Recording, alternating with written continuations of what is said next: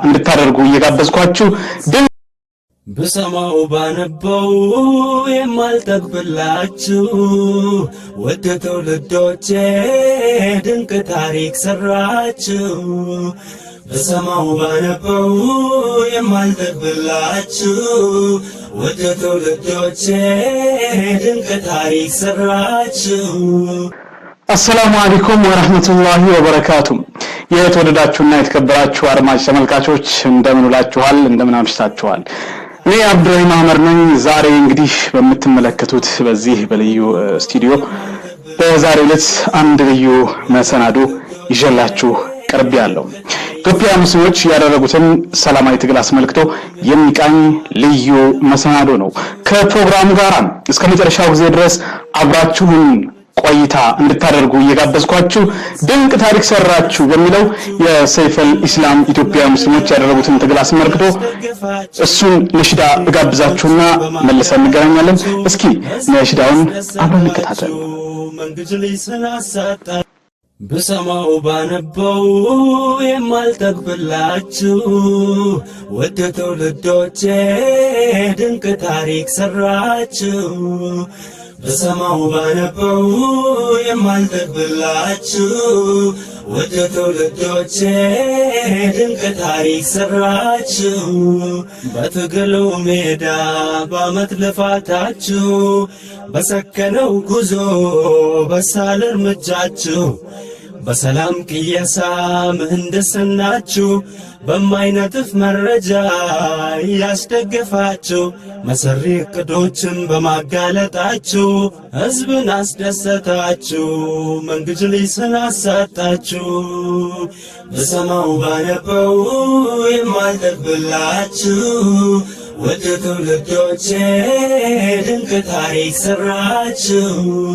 ኢህአዴግ ቢበሽቅ ቢበሳጭባችሁ መሪዎችም ቢያስር መስሎት ሚገታችሁ ከሐቅ ከእምነት ማንነት የሚለያያችሁ ለማጥፋት ወስኖ ቢያሳድዳችሁ ብዶልት ቢታገል ሊበታትናችሁ በመስጂድ በመንደር በየመኖሪያችሁ በፖሊስ ደህንነት ቢያሳፍናችሁ ቢያስር ቢፈታ በብር ቢቀጣችሁ ከንግድ ስራችሁ ሰላም ቢነሳችሁ ከቅጥር ከሹመት ቢያባረራችሁ አጥንታችሁን ሰብሮ ቤት ቢያስቀራችሁ በአገር ቤት ኑሮን አልፈቅድ ቢላችሁ ከልጅ ከቤታችሁ ቢያፈናቅላችሁ ንጹሐንን ገድሎ ቢያሳዝናችሁ ሹሃዳ ለመሆን ዝግጁ ሆናችሁ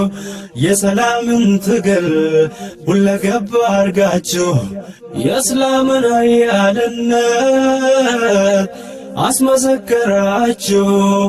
ባረፋው በዓል በዳግም ሄዳችሁ በሰላም ቅየሳ ምህንድስናችሁ ፈርጣማውን ጡንቻ በእውቀት ዘረራችሁ የጠላትን ውድቀት ዳግም አወጃችሁ። በሰማው ባነበው የማልጠግብላችሁ ወደ ትውልዶቼ ድንቅ ታሪክ ሰራችሁ። ጥቂቶች ያለ ቢያጣጥላችሁ በዕለተ አረፋ በኢድ ሰላታችሁ በአጭበርባሪው ቅርጫ ማግስት ወጥታችሁ በሰሜን በደቡብ በምዕራብ በምስራቅ በማዕከል ያላችሁ ኢትዮጵያውያን ሙስሊሞች በአንድነት ሆናችሁ አለመመለሱን የእምነት ጥያቄያችሁ በቢጫው አበባ አገር አስጊጣችሁ ኢቲቪን ከዘገባ ውጪ አድርጋችሁ ህዝብን አስደምማችሁ ዋሾን አጋልጣችሁ በዳግም ቢጫ ካርድ ዋርኒንግ ሰጣችሁ ያሻዋ ላይ ካቦን አፈራረሳችሁ። አላህ በጀነቱ ቤት ይገንባላችሁ በሰማው ባነበው የማልጠግብላችሁ ወደ ትውልዶቼ ድንቅ ታሪክ ሰራችሁ ረብሻችሁም ቢመኝ ቢተናኩሳችሁ እንድትሰባብሩት ባስ ቢያቀርብላችሁ ተወካዮች ቢያስር ቢያንገላታባችሁ በካድሬ ኢማሞች ቢያሰድባችሁ አረ ብዙ ቢፈትናችሁ ሰምቶ እንዳልሰማ አይቶ እንዳላየ ቁጣችሁን ውጣችሁ ሰላማዊ ሆናችሁ ሰላምን ሰብካችሁ በሰላም ኖራችሁ ለሰላም ሞታችሁ በሰቆቃ ኑሮ በእንግልታችሁ በዓላማ ጽናት በጀግንነታችሁ በደንብ አጥንታችሁ በገንዘቦቻችሁ በሁለመናችሁ ታሪክን ጻፋችሁ ድሉም ባጭሩ እንደተመኛችሁ አላህ ያድርግልን አላህ ያድርግላችሁ በሰማው ባነበው የማልጠግብላችሁ ወደ ትውልዶቼ ድንቅ ታሪክ ሰራችሁ ከትግል ጉዟችሁ ከታሪክ ማዳችሁ ቋሚ ተሰላፊ ሆኜ ልቋደስባችሁ ምኞቴ ነውና እርዱኝ በዱዓችሁ በሰላማዊ ትግሉ እንዳልሰንፍባችሁ አጅሩ እንዳያመልጠኝ አደራ በዱዓችሁ በሰማው ባነበው የማልጠግብላችሁ ውድ ትውልዶቼ ድንቅ ታሪክ ሰራችሁ ውድ ትውልዶቼ ድንቅ ታሪክ ሰራችሁ ውድና የተከበራችሁ አድማጭ ተመልካቾቻችን ተመልሰን መጥተናል። ቀደም ሲል የተከታተላችሁት የሰይፈል ኢስላምን ልዩ የሆነን ንሽዳ ነበር። ኢትዮጵያ ሙስሊሞች ያደረጉትን ሰላማዊ ትግል ያስቃኝበት በእርግጥም ድንቅ ታሪክ ሰራችሁ በሰማው ባነበይና አልጠግብላችሁ ምርጥ ትውልዶቼ ድንቅ ታሪክ ሰራችሁ ሲል ነበር የገለጸው። በእርግጥም ኢትዮጵያ ሙስሊሞች ላለፉት 5 ዓመታት ያደረጉት ትግል በቀላሉ የሚረሳም አይደለም። የዚህ አይነት ተመሳሳይ ትግል የሚያስቃኝን የ1965ቱን ታሪክ ማንሳታችን ማውሳታችን የማይቀር ነው። በ1965 ኢትዮጵያውያን ሙስሊሞች ያደረጉት የትግል እንቅስቃሴ ያኔ ለነበረው ለዘውዳዊ አገዛዝ ለስርዓቱ መነቃነቅ ከፍተኛ አስተዋጽኦ አድርጎ ነበር። ታሪክ ራሱን ይደግማል እንዲሉ ዛሬም የዛው አይነት ተመሳሳይ ነገር ያያየን ነው። በ1965 ያደረጉት ታሪክና ተጋድሎ በእርግጥም የማይረሳ ነው። ይህን አስመልክቶ የታሪክ ምሁሩ ኡስታዝ አህመዲን ጀበል በቅርቡ ለህዝብ ባበረከተው መጽሐፉ ሶስቱ አጼዎችና ኢትዮጵያውያን ሙስሊሞች በሚለው መጽሐፍ ላይ በዩኒታም ቃኝቶታል። ኢትዮጵያውያን ሙስሊሞች ሶስቱ ከዚህ ከስክሪኑ ላይ የምትመለከቱት ሶስቱ አጼዎችና ኢትዮጵያውያን ሙስሊሞች የሚለው የአህመዲን ጀበል መጽሐፍ ለማውሳት ግድ ሆነብን። ስለ ኢትዮጵያ ሙስሊሞች ስለ ዘመኑ ትግል ልናወሳ ነበር ፕሮግራሙ የጀመርነው። ነገር ግን አንዱን ስናነሳም ሌላው ታሪክ አብሮ እየተወሳ ደግሞም እንዳይረሳ ስንል ለማውሳት ወደድን። ስለዚህ ለዛሬ ማጠንጠኛችን 1965 ኢትዮጵያውያን ሙስሊሞች ያደረጉትን ተጋድሎም እናያለን። አህመዲን ጀበል በዚህ በጻፈው መጽሐፍ ላይ ትኩረት ያደረገባቸው የተለያዩ ርዕሰ ጉዳዮች አሉ። የቀድሞ አጼዎች የሰሯቸውን ስራዎች በሰፊው የሚያወሳበትና የሚያነሳበትን ምዕራፍ እናያለን። ከዛ በፊት ግን ዛሬ እንደተባባልነው ዋነኛ ልናነሳ የፈለግነው የ1965ቱን 68ቱን የዛን አካባቢ ገደማ የተደረገ ነው። በምዕራፍ 10 ላይ ከፍተኛ የሆነ ሽፋን ሰጥቷል አህመዲን ጀበል። በዚህ በመጽሐፉ ላይ ከገጽ 261 ጀምሮ በብዙ ታሪኮችን ነው የሚያስነብበን። እስኪ አብረን ገለጥ ያደረግን ያኔውን አስገራሚና አስደማሚ ታሪኩን አብረን እንቃኘው። መልካም ቆይታ ነው። አትነሳም ወይ የግፍ አገዛዝ አይበቃም ወይ? በእምነቱ ምክንያት መገፋቱ ሙስሊሙን አብቅኖታል። የስውርና የግልጽ ሴራ ተጠቂነቱ ከንክኖታል። በገዛ ሀገሩ እንደ ሁለተኛ ዜጋ መቆጠር የእግር እሳት ሆኖበታል። ኢትዮጵያ ለሙስሊሙ ከክፉ ከእንጀራ እናት በላይ ከፋችበት። አገር የጋራ ሃይማኖት የግል በሚል የሽንገላ ቃላት ሊያመኙት እየሞከሩ በተግባር ግን የሃይማኖት ነጻነት መነፈቁ አብግኖታል። ከትምህርት ተራቆት ሙስሊም በመሆኑ ብቻ በአፄ ኃይለ ሥላሴ መንግስት ድርብ ጭቆና ቀነሰ። አንድነቱን በማሳጣት እርስ በርስ እየተጠራጠረ እንዲኖር መደረጉ ቆጭሶታል። የዘመናት ብሶትና ቁጭት ለመብቱ ሊታገል ሙስሊሙን ይገዳሉት። ከትግል ስልቶቹ አንዱ ህዝባዊና ሰላማዊ ሰልፍ ነበር። ቁጣውንና ብሶቱን በማሰማት የመብት ጥያቄውን ሊገፋበት ወሰነ። ይህም በዕለቱ ቅዳሜ ሚያዝያ 12 ቀን 1966 በመዲናችን አዲስ አበባ በአይነቱና በስፋቱ ታይቶ የማይታወቅ ታላቅ ሰላማዊ ሰልፍ ነበር። ትዕይንተ ህዝቡ በኢትዮጵያም ሆነ በሙስሊሙ ታሪክ ጉልህ ስፍራ ነበረው፣ ግና ተዘነጋ።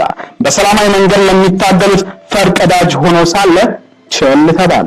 በሰልፉ ሙስሊሙ ብሶቱንና ቁጭቱን ገልጾ መብቱን ለማስከበር ነቅሎ ወጣ። መብቱን መንግስት ያረጋግጥለት ዘንድ አስገደደ። የቅርብ ጊዜ ታሪካችን ነውና የግድ ልናውቀው ይገባል በሚል ታሪኩ ሰፋ ባለ መልኩ ቀርቧል ይለናል። ልብ በሉ፣ ያኛው ታሪካችን እንዳይረሳ ሲል ነው አህመዲን ጀበል ለሰላማዊ ትግሉ ለነበረው ትግል ፈርቀዳጅ ሆኖ እያለ ታሪኩ ለምን ይረሳል ሲል የ1966ቱን ያውሳል። እንግዲህ ታሪክን በአግባቡ ማወቅና መረዳት ይጠቅማል። ልብ በሉ፣ አሁን ስለ 66ቱ ታሪክ ሳውራችሁ እናንተ ደግሞ ስለ ዘመኑ እያሰባችሁ መሆኑን አትርሱ። እንግዲህ በሰዓቱ መነሻ የሆኑት የወጣቶች ክበብና የኢድ ፓርቲ የሚባል በሰዓቱ የነበሩ ክበቦች ነበሩ። በአፄው ዘመን የመማር ዕድል ያገኙ ጥቂት ሙስሊም ተማሪዎች በአዲስ አበባ ከ1950 ጀምሮ የኢድ ፓርቲ በሚል በኢድ ቀን ይገናኙ ነበር። በዚያው ዝግጅት ላይ ስለ እስላም የሚያስተምሯቸው ግለሰብ እየፈለጉ እየተማማሩና እየተዝናኑ ስለ እስላም ኢድን በዚህ መልኩ ነበር የሚያከብሩት። ተጨባጭ ሁኔታ ስለ መብት መወያየትም ጀመሩ ይለናል። በጣም የሚገርምና የሚያስደንቅ ነው። እዚህ ጋር በፎቶ ላይ በሴቶች በኩል የሰልፉ አስተባባሪ የነበረች ሲቲሚያ መሐመድ በወጣቶች ክበብ ውስጥ እንደዚሁ የተለያዩ ፕሮግራሞችን ታቀርብ ነበር። እንግዲህ ከበዓሉ ቀናት ውጪ መገናኘትና መማር እንዳለባቸው ተመካከሩ። ቋሚ የሚማሩበት ስለ ሙስሊም በደል፣ ስለ መንግስት ግልጽና ስውር ጸረ ኢስላም ተግባር እንዲሁም የሙስሊም መብት የሚከበርበትን ቋሚ መንገድና አጠቃላይ መፍትሄ የሚገኝበት ዘዴ ሊማከሩ ግድ ሆነ። ለመገናኘት የሚሆናቸውን ስፍራ ሲታሰብ አንዋር መስጂድ ምቹ ሆኖ ታያቸው። የአንዋር መስጂድ አስተዳዳሪ የነበሩትን ሐጅ አብዱራህማን ሸሪፍን ጠየቁ።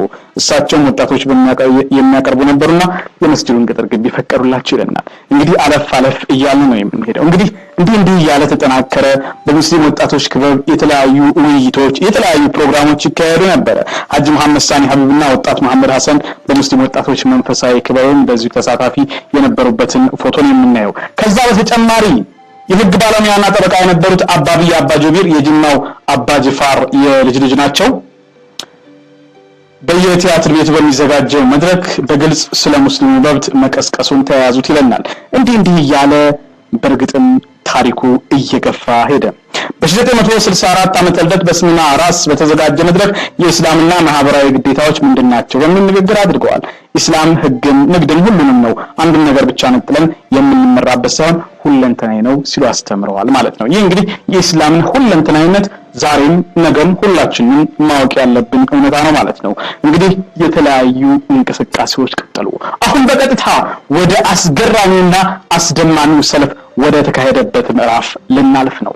በእርግጥም ኢትዮጵያውያን ሙስሊሞች በታሪካቸው ውስጥ የማይዘነጋም ታላቅን ስራ የሰሩበት ነበር። 13ቱ ጥያቄዎችና የሰልፉ መታሰብ። የአፄ ኃይለ ሥላሴ መንግስት ክርስትናን በግልጽም በስውርም በየዘርፉ ሲደጉም እስልምናን መግፋቱን ሙስሊሙ አሳርሮታል። የሀገሪቷ ሀብት ሲሶው ለቤተ ክህነት ሲታወጅ ሙስሊሙ ባይተዋር መደረጉ ከንክኖታል። ክርስትና በመገናኛ ብዙሃን ሲሰበክ ሙስሊሙ ለሰብአዊ መብት መነፈቁ ቆጭቶታል።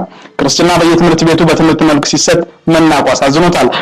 ከሁሉ በላይ ግን በሕገ መንግስቱ የመንግስት ሃይማኖት ኦርቶዶክስ ክርስትና ሆኖ መደንገጉ የእግር እሳት ሆኖበታል። አዎ በእርግጥም በአጼው ጊዜ የነበረው ጭቆናና አፈና የሚያስገርም ነው። ሙስሊሞች እትብታቸው የተቀበረበት ሀገራቸው የርስት ባለቤት መሆን መነፈቃቸው ብግን አድርጓቸዋል። ክርስቲያን ሚሽነሪዎች ሙስሊሙን እምነት ያስለውጡ ዘንድ ከያጣጫው ሲጎርፉ፣ ሙስሊም ሚስዮናውያን ላይ ግን መግቢያው ተከርችሞባቸዋል። ይህ እንግዲህ በሰዓቱ ለነበረው ቁጭት ብዙ ነገሮች ነው ማለት ነው። በጣም የሚያስገርመውና የሚያስደንቀው ነገር አጼ ኃይለ ሥላሴ መንግስት የሃይማኖት ነጻነትን እንዳከበረ የሚገልጽ ሪሊጂየስ ፍሪደም ኢን ኢትዮጵያ የተሰኘ መጽሐፍ በእንግሊዝኛም በአረብኛም አሳትሞ ለዓለም አሰራጨ። ልክ ዛሬ ለፕሮፓጋንዳ የኢትዮጵያ መንግስት አገሪቱ ዲሞክራሲ የሰፈነባት የዜጎች መብት የተረጋገጠባት ናት በሚል የውጭ ሚዲያዎችን ለመጠቀም ፕሮፓጋንዳ ለመንዛት እንደሞከረው ያኔም አጼ ኃይለ ሥላሴ ተመሳሳይ ተግባራትን ይፈጽሙ ነበር። ሙስሊሙ ላይ በሚሆነው ነገር የተቆጩትና ከተለያዩ ትምህርት ቤቶች የተውጣጡት ወጣቶች በአዲስ አበባ በአባድር ኢንስቲትዩት መዋለ ህፃናት በአንድ ክፍል ውስጥ ተቀምጠዋል። የሙስሊሙ መብት የሚከበርበትን ዘዴ ለመማከር ስብሰባ የተቀመጡት በህቡ በሚስጥር ነበር። ከነዚህ መካከል የተለያዩ የኮሚቴ አባላት አሉ። የሙስሊሙን መብት ለማስከበር ምን ማድረግ እንደሚችሉ ይመክራሉ። የተለያዩ ሙስሊም ግለሰቦች እየተጨመሩበት ለተከታታይ ቀናት ስብሰባው ቀጠለ። በወቅቱ ለጠቅላይ ሚኒስትር እንዳልካቸው ደብዳቤ እንጻፍ በሚል ሐሳብ ላይ ስምምነት ይደርሳሉ። ይህ መብት ትግል በአንዋር መስጊድ በወጣት ክበቡ በተዘጋጀው ዝግጅት ላይ ይፋ ሆነ። ችግሮቻችንን ለመቅረፍ ለመንግስት አቤቱታ እንጻፍና ትግልን ጀምር የሚለውን ሐሳብ ያደመጠው የዝግጅቱ ታዳሚ አላሁ አክበር እያለ ብሶቱን አስተጋባም። የግድ አንድ ነገር አሁን መደረግ አለበት ተባለ። በቁጣና በወኔ የተነሳው ሙስሊም ወጣት አህመድ ቀሎና ሐጅ መሐመድ ሳኒ ያረጋጉ። ሐጅ መሐመድ ኢብራሂም አብዱሰላምን በመምከር ሙስሊሙ ተረጋግቶ ጉዳዩ ፈር እንዲይዝ አደረጉ። ጉዳዩን የሚያስተባበር አንድ ኮሚቴ ተዋቀረ። ልብ በሉ ቦታው የት ነበር? አባድር ኢንስቲትዩት። ሙስሊሞች ተሰብስበው አንድ ኮሚቴ አዋቀረ። የሚገርም ታሪክ ግጥምጥሞች ነው። ኢትዮጵያ ሙስሊሞች የቅርብ ጊዜ ታሪካቸው በአወላያ ተማሪዎች ንቅናቄ ጀመሩ። የሙስሊም መፍትሄ አፈላላጊ ኮሚቴ ተዋቀረ። በእርግጥም የሚገርም ነው።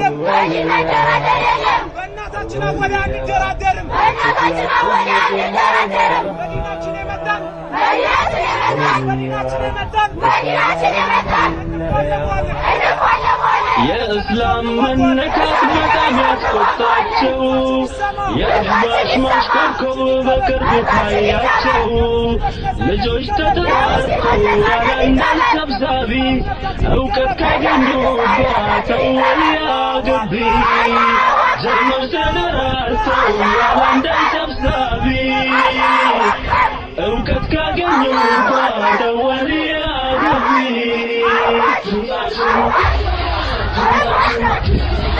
በእርግጥም የሚገርም ነው። ወደ 1966 እንመለስ። ኮሚቴውም የሙስሊሙን ችግሮች አጥንቶ በጽሁፍ ከነ መፍትሄው ሐሳብ እንዲያቀርብ ተብሎ ተወሰነ። ኮሚቴውም የሚከተሉትን ግለሰቦች ያቀፈ ነበር። አቶ መሐመድ አወል ከቴሌኮሙኒኬሽን፣ አቶ አህመድ ቀሎ ዶክተር ከአውራ ጎዳና መስሪያ ቤት፣ አቶ አብዱ አደም የግል ኩባንያ ባለቤት፣ አቶ ዩሱፍ አህመድ አሊ የኢንዶ ጨርቃ ጨርቅ ፋብሪካ ኃላፊ፣ አምስት አባቢያ አባ ጀቢር አባ ዱላ አባ ጅፋ የህግ ጠበቃ፣ ወጣት ኸሊል አብዱ ከወጣቶች ክበብ፣ ወጣት መሐመድ ሐሰን ከወጣቶች ክበብ። የሚገርም ነው። የህዝበ ሙስሊም መፍትሄ አፈላላጊ ኮሚቴዎችም በተመሳሳይ መልኩ ነበር። እነ ኡስታዝ አቡበከር፣ እነ ካሚል ሸምሱ፣ ሌሎችም የተመረጡት። ወንድሞች፣ አባቶች፣ እናቶች፣ እህቶች ልክ የዛሬ ሳምንት ያሸከማችሁን አደራ ነበር። አደራው የመብት ጥያቄ አለን። እነዚህ የመብት ጥያቄዎቻችንን ለሚመለከተው አካል አድርሱልን ብላችሁ በዚህ መድረክ ላይ 20 ሰዎችን መምረጣችሁን ታስታውሳላችሁ ሁላችሁም ነው አይደል? የመብት ጥያቄ ጉዞ ቀላል እንዳልሆነ እልህ አስጨራሽ እንደሆነ ብዙ መስዋዕትን፣ የጊዜ መስዋዕትነት፣ የገንዘብ መስዋዕትነት፣ የእውቀት መስዋዕትነት፣ የህይወት መስዋዕትነት ብዙ ነገርን እንደሚጠይቅ ሳታውቁ ቀርታችሁ አይደለም አይደል? አዎ መብት ጥያቄ በአንድ ጀንበር፣ በአንድ ቀን፣ በአንድ ሳምንት፣ በአንድ ወር የሚመለስ ከሆነ ምንድነው የሚሆነው? የመብት ጥያቄ ሳይሆን ምናልባት ከሱቅ የሚገዛ ሸቀጥ ከሱፐርማርኬት የሚሸመት ዕቃ ሊሆን ነው የሚችለው፣ ርካሽ ነገር ማለት ነው። በቀላሉ የተገኘ ነገር ምንድነው የሚሆነው? በቀላሉ ልነጠቅ ይችላል። አችሁና ፍርማችሁ ስኖር ብቻ ነው በትክክል ይህ ጉዳይ ነው ብላችሁ እኛን ለመወከላችሁና ወደምንሄድበት አቅጣጫ በሙሉ ኃላፊነት ያለምንም ስጋት ህግን ህገ መንግስትን መሰረት አድርገን እንድንሄድ ሊያደርገን የሚችለው ማለት ነው። በዛ ውስጥ ነው ሶስተኛውም ጥያቄ የሚመለሰው። ውክልናችሁም የአንድ መንደር የአንድ አካባቢ አንድ አይነት ስብስብ ሳይሆን እስከምን ድረስ ነው ይህ ህዝብ የተወከለው የሚለውም በዚህ አድራሻችሁና ፍርማ ውስጥ ተጠቃሎ የሚመለስ ነው የሚሆነው ማለት ነው። እዚህ ላይ ያስቀመጥነው ሁላችሁም በማንበብ እንዳትቸገሩ። አንደኛ መጀመሪያ መግቢያ ያደረግነው ለመንግስት የሚቀርቡ የህዝብ ሙስሊሙ ጥያቄዎች። እዛ ስር ጥያቄዎቹ ምንድናቸው? አንደኛ ጥያቄ የኢትዮጵያ እስልምና ጉዳዮች ምክር ቤት በቅንፍ ውስጥ መጅሊስ አመራሮች በሙሉ የህዝብ ሙስሊሙ ውክልና የሌላቸው በመሆኑ በህዝብ ሙስሊሙ የሚመረጡ አመራሮች እንዲተኩልን። ሁለተኛ ጥያቄ በመጅሊስ አማካኝነት በኢትዮጵያ ሙስሊሞች ላይ እየተጫነ ያለው የአህባሽ አስተሳሰብ እንዲቆምልን። አወልያ የህዝብ ሙስሊሙ ነፃ ተቋም ሆኖ እንዲቀጥል መጅሊስ እጁን እንዲያወጣ። የመሪ ድርጅታችን አመራሮችን ለመተካት በመናደርገው ጥረት መንግስት አስፈላጊውን ትብብር እንዲያደርግልን። እነዚህ ጥያቄዎቻችንን ከግብ ለማድረስ ከዚህ ቀጥሎ የተመለከቱትን ግለሰቦች በኮሚቴነት የመረጠን መሆኑን በፍርማችን እናረጋግጣለን ይላል። አንደኛ ሼህ መከቴ ሙሄ ከዑለማዎች። ሁለተኛ ሼክ መሐመድ ኸድር እስማኤል ከዑለማዎች። ሶስተኛ ሼክ ሱልጣን ሐጂ አማን ከዑለማዎች። አራተኛ ሼክ ጣሂር አብዱልቃድር ከዑለማዎች። አምስተኛ ሐጂ አያነው ሙሐመድ ከሀገር ሽማግሌ። ስድስተኛ አቶ ዑመር አብዱረዛቅ ከምሁራን። ሰባተኛ ሼክ አብደላህ ኢድሪስ ከዑለማዎች። ስምንተኛ ሼክ ዩሱፍ ሙዘምል ከሽማግሌ። ዘጠነኛ ያሲን ኑሩ ከዳዒዎች። አስረኛ አቡበከር አሕመድ ከዳዒዎች። 11ኛ ካሚል ሸምሱ ከዳዒዎች። 12ኛ አሕመድ ሙስጠፋ ከምሁራን። 13ኛ ጀማል ያሲን ከዱዓት። 14ኛ ረዳት ፕሮፌሰር አደም ካሚል ከምሁራን። 15ኛ ሐጂ ሁሴን ላለምዳ ከሽማግሌ። 16ኛ ሐጂ ከማል ኑሪ ከሽማግሌ። እነዚህ ከዚህ በታች የተመረጡ ሰዎችን በዛሬው ዕለት ከዚህ በሰንጠረዡ ላይ በግልጽ እንደባለፈው የተበታተነ አይደለም።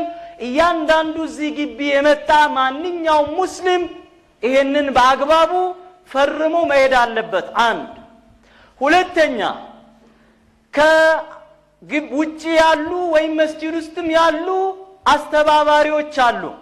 ባጅ ያንጠለጠሉ ስርዓትን ጸጥታን እያስከበሩ ያሉ ወንድሞች በየመስጂዶቻችሁ በየሥራ ቦታዎቻችሁ በየአካባቢዎቻችሁ ሄዳችሁ ይህንን ፍርማ አሁንም አስፈርማችሁ ትመጣላችሁ።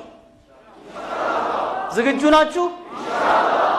ከዚህ ሄደን ጠቅልለን ወደ 66 ሰው የሚመለስ ግዳል። የኮሚቴው አባላት በተለያዩ ግለሰቦች ቤት ውስጥ በድብቅ ስብሰባ ጀመሩ። በተደጋጋሚ በመገናኘት ከ10 ጊዜያት በላይ ተሰበሰቡ። የሙስሊሙ አበይት ችግሮች ናቸው የሚሏቸውን ጥያቄዎች የያዘ ረቂቅ አዘጋጁ። ረቂቁም ከአባት ኮሚቴዎች ዘንድ ቀርቦ ውይይት ተካሄደበት። የመጨረሻው ረቂቅ ተዘጋጀ። ጠቅላይ ሚኒስትር እንዳልካቸው ቢሮም ቀጠሮ ተያዘ። 13 ጥያቄዎች የሰፈረበት ባለ 4 ገጽ ጽሑፍ ሚያዝያ 1 ቀን 1966 ዓመተ ልደት ቀረበ። ውይይትም ተካሄደበት። በወቅቱ አንገብጋቢ የነበሩት 13ቱ የህዝበ ሙስሊሙ ጥያቄዎች የሚከተሉት ነበሩ። አንደኛ፣ በየትምህርት ቤቱ የሚሰጠው የሃይማኖትና የሞራል ትምህርት የአንዱን ክፍል ሃይማኖት የተከተለ እንደመሆኑ እስላሞች ልጆቻቸው ሃይማኖታቸውን እንዳይለውጡ በመፍራት ወደ የትምህርት ቤቶች ሳይልኳቸው በመቅረቱ በዘመናዊ ትምህርት ያለንን ተካፋይነት አዳክሞታል። ሁለተኛ፣ በአንዳንድ የኢትዮጵያ ክፍለ ሀገሮች የእስልምና ሃይማኖት ተከታይ የሆነ ሰው የማይንቀሳቀስ ንብረት እንዲኖረው ስለማይፈቀድለት ኢትዮጵያውያን በሕግ ፊት እንዲኖራቸው የተወሰነው በእኩልነት ንብረት የማፍራት መብት በከፊል ተገፏል። ሶስተኛ፣ በሕገ መንግስቱ ማንኛውም ኢትዮጵያዊ ማህበር የማቋቋም መብቱ የተጠበቀ ነው ቢባልም በእስልምና ሃይማኖት ተከታዮች የተቋቋመው ማህበር ባለመፈቀዱና ከዚህም የተነሳ ኢትዮጵያውያን እስላሞች በኢንተርናሽናል ደረጃ በሚካሄዱ የእስላም ሃይማኖት ተከታዮች በስብሰባዎች እንዳንካፈልና ጊዜው አስተሳሰብ ጋራ እንዳንራመድ አድርጎናል ይላል። አራተኛው ጥያቄ እንግዲህ የመንግስት አመራር መሰረቱ ከሃይማኖት የታበለ እንዲሆን ይህ ሁሉ ችግራችንና ቅሬታችን መፍትሄ እንደሚገኝለት እናምናለን። መንግስት እና ሃይማኖት እንዲለይ ምናልባት የመንግስቱ አመራር ሃይማኖትን መሰረት ከማድረግ የማይታበል የሆነ እንደሆነ ከላይ እንደተጠቀሰው ጉዳዩ የሚመለከተው የሕገ መንግስቱ አንቀጾችና ሌሎችም ከዚሁ ጋር የተያያዙ ድንጋጌዎች የማይለወጡ ከሆነ በኢትዮጵያ ዜጎች መካከል ልዩነትን በማይፈጥር ሁኔታ የኛም ሃይማኖት የመንግስቱን ድጋፍ የሚያገኝ ለመሆኑ በሕጉ ይረጋገጥልን ዘንድ የሚከተሉት ጥያቄዎች እንዲፈጸሙልን እንጠይቃለን ይላል። አንደኛ፣ የእስልምና ሃይማኖት የመንግስት ድጋፍ እንዲኖረው በሕገ መንግስቱ ውስጥ በጽሑፍ ሰፍሮ በስራም ላይ ተገልጾ እንድናይ እንዲደረግልን። ሁለተኛ፣ ኢትዮጵያውያን እስላሞች በእስልምና ሃይማኖት የሊቃውንት ጉባኤ በጠቅላላው የእስልምና ሃይማኖት ተከታዮች መራጭነት የእስልምና መሪዎች፣ ሙፍቲዎችና ረዳቶች የመንፈሳዊን ጉዳዮች እንዲመሩ በንጉሠ ነገሥቱ እንዲጸድቅልንና የአስተዳደሩን ድርጅት በሕግ እንዲመራልን ለዚህም መተዳደሪያ መንግስት በጀት እንዲመድብልን ይላል። 3 የሸሪዓ ፍርድ ቤቶች በ1936 በቁጥር 62 በወጣው አዋጅ ለብዙ ዘመናት ሲሰራበት ቆይቶ ባላወቅን ምክንያት በፍትሐ ብሔር የሕግ ድጋፍ የተነፈገው ስለሆነ አሁን የሸሪዓ ፍርድ ቤት ቅዱስ ቁርአናችን በሚያዘው መሰረት አንድ ራሱን የቻለ አቋም ኖሮት በመንግስት በጀት እየተዳደረ ሕግጋት ተደንግገውለት ወግና ስርዓት ባለው አቋም በእምነቱ ተከታዮች እንዲመራ ተሻሽሎ በሕገ መንግስቱ ውስጥ ተጠቅሶ እንዲወጣልን ይላል። 4 የእስላም ሃይማኖት ተከታዮች በዓላት የህዝብ በዓላቱን እንዲከበሩ እንዲታወጅልን። በነገራችን ላይ በቁጥር 5 ላይ እንደዚሁ በቁጥር 5 ላይ የተዘረዘሩ ናቸው እነዚህ ማለት ነው። 5 ወጣት ወንዶች እስላም ማህበር ወወእማ እና ወጣት ሴቶች እስላም ማህበር ወሴእማ ሌሎችም የመሳሰሉትን ማህበሮች ለማቋቋም እንድንችል በነጋሪት ጋዜጣ እንዲታወጅልን። 6 በጠቅላላው የመሬት ስሪት መሻሻል አለበት ብለን እናምናለን። አሁን እንደተያዘው የመሬት ይዞታው በሚሻሻልበት ደረጃ ስሪቱም አብሮ መሻሻል ይኖርበታል። እዚህ ላይ እንደምሳሌ አድርገን ልንጠቅስ የምንፈልገው ኢትዮጵያውያን እስላሞች በአንዳንድ ስፍራዎች ላይ ባለርስት መሆን ቀርቶ ከሌላ ባዕድ ሀገር የመጡ ይመስል ለመኖሪያቸው ያህል እንኳን በግል ሀብታቸው ገዝተው ለመስራት አይፈቀድላቸውም። ስለዚህ እንደዚህ ያለውን ስሪት ፈጽሞ መቅረት አለበት። 7 ይህ ከዚህ በላይ የተጠቀሰው የመሬት ስሪት መኖር የሚያመራን ግርማዊ ንጉሠ ነገሥት ምንጊዜም ከልሳናቸው የማይለዩትን አገር የጋራ ነው ሃይማኖት የግል ነው የሚለው አነጋገር ትርጉም እንደሌለው አባባልና በስራም እንደማይገለጽ ስለሚያደርገው የንጉሠ ነገሥታችን መሪ ቃልና ጥቅስ በስራ የመገለጹ ጊዜው አሁን ስለሆነ አዲሱ ካቢኔ በተለይም አባባል ተመርቶ ግብር ተግባር ላይ እንዲያውለው እንጠይቃለን። 8 በብዛት በንግድ በእርሻና በመሳሰሉት የሥራ ዘርፎች ተወስነን የምንገኝ ኢትዮጵያውያን እስላሞች በመንግስት ስራ በመሳተፍ ለውዲቱ ሀገራችን ያለንን የሥራ ድርሻ እንድናበረክት ሀ በአገር አገዛዝ ለ በፍርድ አመርሃ በዲፕሎማቲክ ነ በወታደርና በጠቅላላው በመንግስቱ የሥራ መስኮች ሁሉ ይበልጥ እንድንካፈል እንቅፋት የሚሆኑ ነገሮች እንዲወገዱልን አዲሱ ካቢኔ ጥብቅ እርምጃ እንዲወስድልን እንጠይቃለን ይላል። በ1966 5 እና 66 ኢትዮጵያ ሙስሊሞች ካቀረቧቸው ጥያቄዎችን ነው እያነበብኩላችሁ ያለሁት። ኮሚቴዎቹ ተወስነው ተስማምተው ማለት ነው። 9ኛ ለእስልምና ሃይማኖት መስፋፋት መንግስት ድጋፍ እንዲያደርግልን እንጠይቃለን። ከሚደረጉልን ድጋፎችም አንዱን ለመጥቀስ ያህል የእስላም ሚስዮን እንዲገነባ ሙሉ ፍቃድ እንዲሰጥልን፣ እንደ ክርስቲያኑ ማለትም የሰበካ ባጀት እንዲመደብልን፣ ለስብከቱ የሚሰማሩ ሰዎች የሚሰለጥኑበት የኮርስ ዝግጅት እንዲደራጅልን፣ 10 በማንኛውም የመገናኛ ዘዴዎች ለምሳሌ እንደ ሬዲዮ፣ ቴሌቪዥን መገናኛዎች ሁሉ እንደ ክርስቲያኑ የእስልምና ሃይማኖት ስብከት ለማሰራጨት እንዲፈቀድልን፣ 11 በኢትዮጵያ የሚገኙ እስላሞች እየተባለ በሬዲዮም ሆነ በቴሌቪዥን ወይም በማንኛውም የመገናኛ ዘዴዎች የሚነገረውን አነጋገር በእኛ በኢትዮጵያውያን እስላሞች ላይ እንደ ውጭ ሀገር ኮሚኒቲዎች በገዛ ሀገራችን የባዕድነት ስሜት ስለሚፈጥርብን የአይነቱ አነጋገር ፈጽሞ እንዲቀርና ምናልባትም ስለኛ የሚነገር ነገር ቢኖር በእነዚሁ የመገናኛ ዘዴዎች ኢትዮጵያውያን እስላሞች ተብሎ እንዲነገር እንፈልጋለን ይላል። ልብ በሉ፣ በሰዓቱ በኢትዮጵያ የሚኖሩ እስላሞች ነበር የሚባለው፣ ልክ እንደሌላ ሀገር ዜጋ ማለት ነው። ይህን ለማለት ካሰኙ ምክንያቶች አንዱ ኢትዮጵያ ማንኛውም ሃይማኖት ከመግባቱ በፊት እንኳ ዜጎቿም ኢትዮጵያውያን ተብለው ሲጠሩ የቆዩባት ሀገር እንደመሆኗ መጠን የተለያዩ እምነቶች ስለገቡ ብቻ በኢትዮጵያ መካከል ልዩነት ማድረግ ስለማይገባ የልዩነትን መንፈስ ሊያሳድሩ የሚችሉትን የቃልም ሆነ የሥራ ድርጊቶች እንዲቀሩ ጨምረን ለመጠየቅ ነው። 12 በየትኛውም ቤቶች ሁሉ የሃይማኖት ትምህርት በፕሮግራም ውስጥ ገብቶ ይሰጣል። የሚሰጠው ትምህርት የአንድ ወገን የሃይማኖት ትምህርት ብቻ ስለሆነ የእስልምና ሃይማኖት ትምህርቱን በካሪኩለም ውስጥ ገብቶ ከሌሎች የትምህርት ፕሮግራም ጋር ተያይዞ እንዲሰጥልን እንፈልጋለን።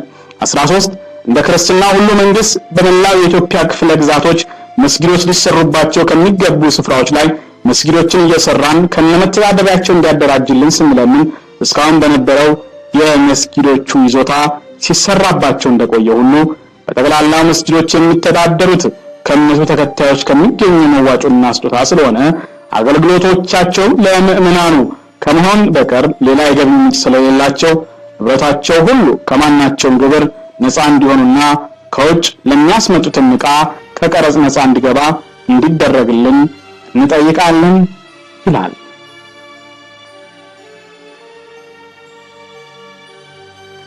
ይህንን ጥያቄ ይዘው ጥያቄያቸውን ጽፈው አቀረቡ።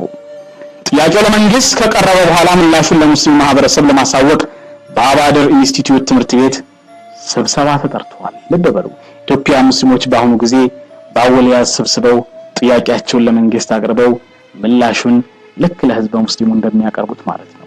13ቱን ጥያቄዎች ጽፈው ካቀረቡ በኋላ የመንግስት ምላሽ ምን ሆነ፣ ከዚያ በኋላስ ምን ሂደቶች ተከናወኑ የሚለውን በቀጣይ ፕሮግራማችን እንመለሳለን። ይህ ከታሪክ ገጻችን የሚለው ፕሮግራማችን ነው። የፕሮግራሙ አዘጋጅና አቅራቢ አብዱራሂም አህመድ ነበርኩኝ። ሳምንት እስክንገናኝ ድረስ ሰላማችሁን በኢማን በአማን ያብዛው። ወሰላሙ አለይኩም ወራህመቱላሂ ወበረካቱ።